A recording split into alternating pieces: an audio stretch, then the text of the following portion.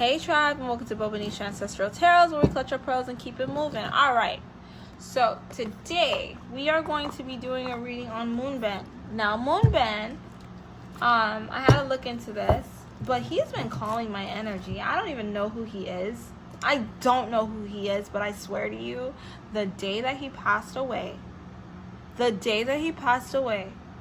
he was all on my feed. He was all on my feed. And it was like bugging me because I was like, what the heck? Why is he all on my feed? I don't know who this person is. I don't know who this Moonbin guy is. Then I was just like, all right, whatever. Somebody asked about him the next day. Okay. Then the next day, somebody else asked about him. And I was like, okay, I'll do a reading on him. I'll try to push it up as quickly as possible because, you know, I have a lot of readings, right? And then today, like, I did not know he passed away. Because I don't even know who this guy is, right? I don't know who Moonbin is. Today, I go and I'm like, okay, I want to make sure I don't say anything that's too stupid. Let me make sure he's okay. Let me just see if I can add any follow-up questions or whatever. And I find out that this guy committed suicide. Like, I'm like, what the hell?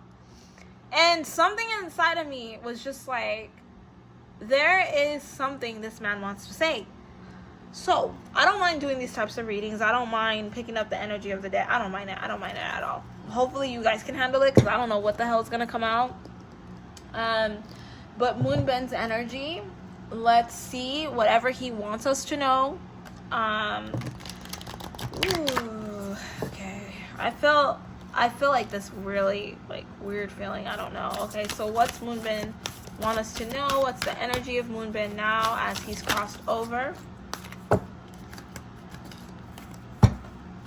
I feel like today needs to be messages and letting you guys know whatever it is. Like, I feel like he is somebody that has a lot of messages for the world, but he didn't complete his task. But yeah, so we got, you're not for everyone. Embrace your weirdness. Face your true north. Oh my god, guys. Oh my god, guys. I feel like this guy felt very misunderstood by the world. It didn't matter what he did. He just felt misunderstood. Hurt and pain and confused about everything, about the world, life, how things worked out. Like, it's just, there's a lot of sadness revolving around his energy. And I feel that he's carried this feeling ever since he was a kid. Like, he was always the weird one out the bunch, and it made him feel some type of way. Like, he always had to prove himself, and it has a lot to do with his parents, a lot to do with how he grew up. Soulmates, twin flames. What's this about? Soulmates, twin flames, dark. Okay, I'm a little confused with this. Can I get a little more clarification? I like really don't hear any. This has to do with love.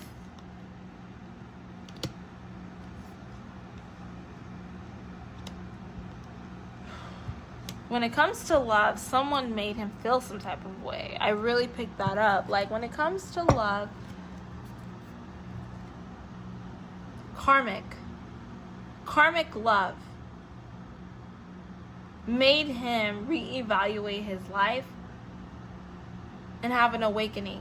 Okay, a karmic love cycle made him reevaluate his life. I know a lot of cards and I don't like to do this, but I feel like there's something strong in here, and I feel like he doesn't feel that it's completely out of what happened. So I don't know if you guys know any information, so like help me out here. It seems like something that had to do with love really affected him and made him reevaluate his life.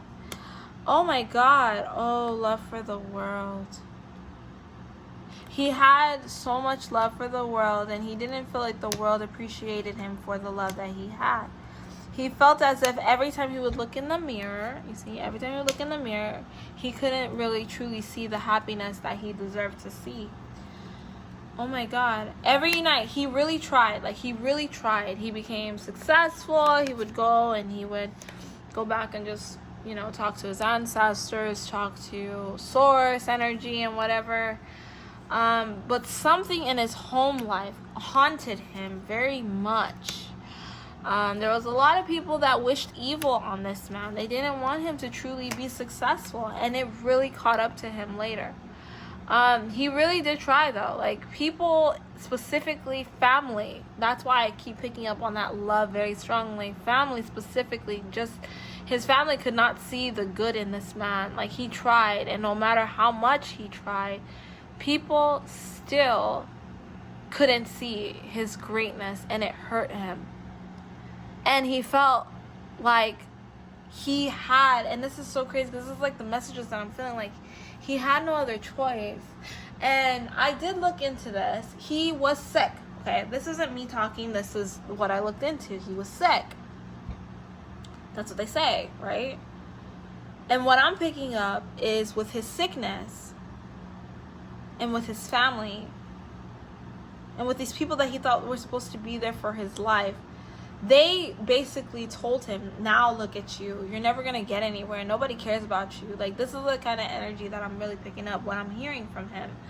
And it just really got to him. He was never really in a super loving environment. It's like, no matter what you do, you're never going to be good enough.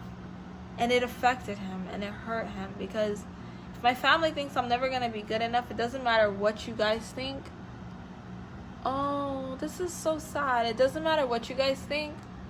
Like, I know, because my family loves me. But his family's karmic. His family was karmic.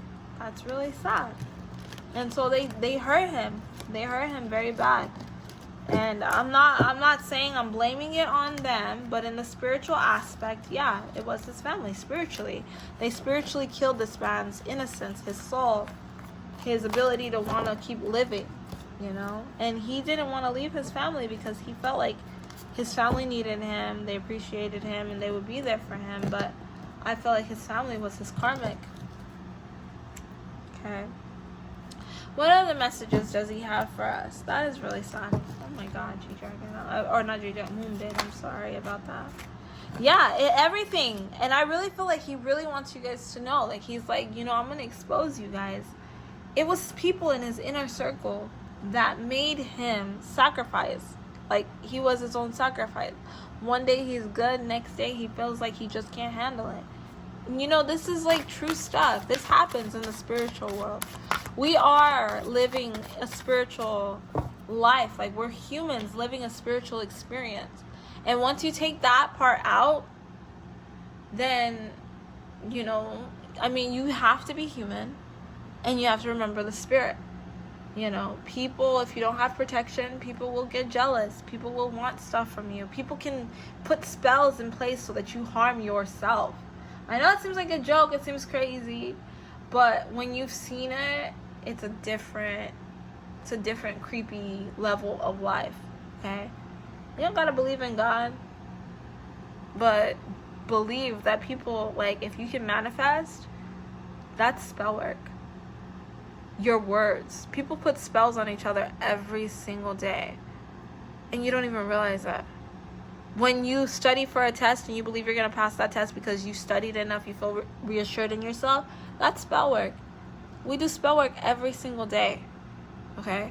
And I feel like a lot of the time his family, they've seen him. I feel like he struggled a lot. I definitely picked that up. He struggled so much. Oh my God. He had a lot of setbacks. No matter what he would do, it was never good enough. And he kept fighting against the storm. It's so sad. Oh my God. He kept fighting and fighting against it over and over and over and over again. But each time he fought, people would get more jealous, more angry, wishing worse on him. And this kind of sounds like the G-Dragon reading. So G-Dragon, please be careful, man. He was very intuitive. He was very intuitive. I feel like when you talk to him, he was like an empath, a healer, somebody that understood you, somebody that you could talk to and know that, like, he got you. You know what I mean? So he would leave himself open for a lot of people, but a lot of energy vampires came and just sucked his energy. And this is what I'm feeling like. I made that mistake. I allowed too many people in. I thought that everything would be okay if I let them in. Then when I started to get sick, this is what I pick up. When I started to get sick, is when people started to show their true colors. People started to judge me. People started to call me out my name, saying, you're not going to be able to make it. He didn't have very much support. He's seen a lot of ugly and evil in a lot of people, and he wants his vengeance. He wants his vengeance. Yeah. I feel before he passed away, he was dealing with some financial insecurity, a lot of issues financially.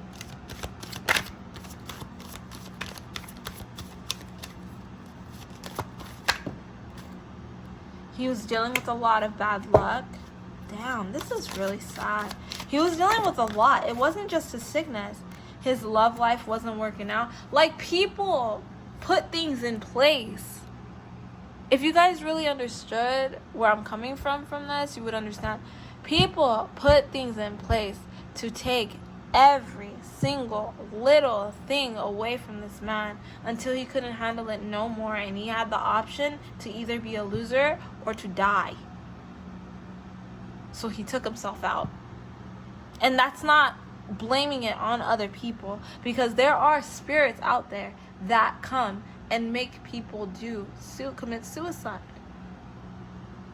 If someone tells you should just die, like, there's no reason for you to be here anymore. You're just a loser. Look at you. You're a wimp. You're scum. Disgusting. Scum of the earth. You're worse than the ants that walk beneath my feet. You're going to question yourself. And he went through a lot of mental abuse. This poor guy. He went through so much. And I can't even give advice anymore because he's not here to accept the advice. You see? So I'm going to ask this last question here because this is really sad. And I really don't want to get too deep in this energy. This is really sad. Abuse from family is just the worst type of abuse. And I know how that feels. And I know what it feels like to have to cut people off. But he didn't cut anybody off. He took himself out, you know. So this is like really sad for me. I can't handle it. Yeah, it's really sad for me. I don't know. So what messages does he have for us? What does he want us to know? Oh, look at this. Oh, oh my god, I feel his energy so much. I want to cry. I've never done a reading where I want to like actually cry because it's just so sad. And he's just like, self-love. You deserve to be happy. Like, don't put anybody else above you. And this is so weird because I feel like he was always giving people advice. That's very interesting. I feel like he was always giving people advice and always being there for people and always helping his fans. And he's just like, you deserve to be happy, and just keep smiling and carrying on. Oh my god, I want to cry. This is so sad. This is really sad, guys. I'm sorry. This is really sad. Life is hard, but there's a battle. You gotta fight it out. And that's something that I feel like with him, he feels like, I wish I would have fought harder. I didn't know. I wanted to be blind to the things that people were doing to me.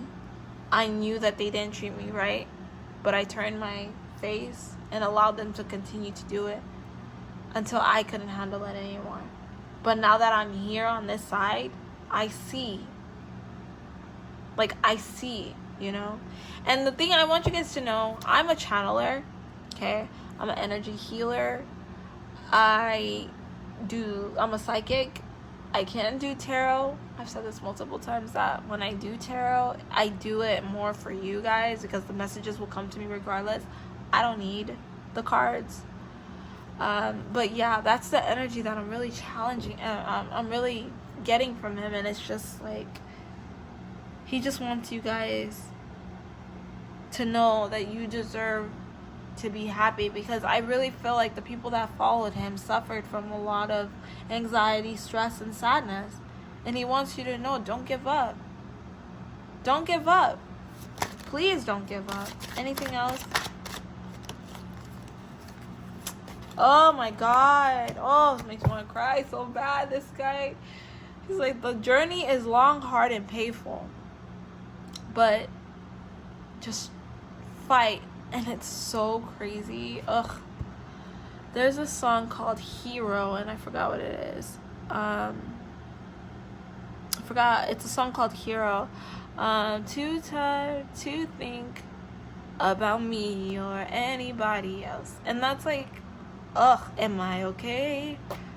Oh my god, it's really getting to me. Because in the song he also says, don't lose hope, you got this in the bag, you know, you're getting older, so live long while you can. And it's like, I'm thinking of this poor young man that like took himself out because, oh god, this is so sad, this reading. Oh my god.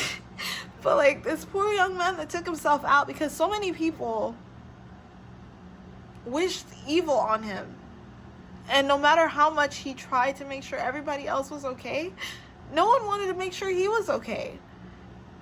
So like, and this is really sad because I feel his emotion. I'm like crying, guys. I got freaking tears in my eyes. Look at this. Look at my hand. Stupid reading. But like, he doesn't want you guys to give up.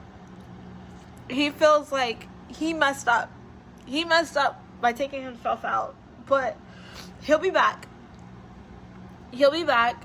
He will definitely be back because he lived his life with love. But this world doesn't accept that. But that doesn't mean that you shouldn't love. It just means that you can't love the wrong people.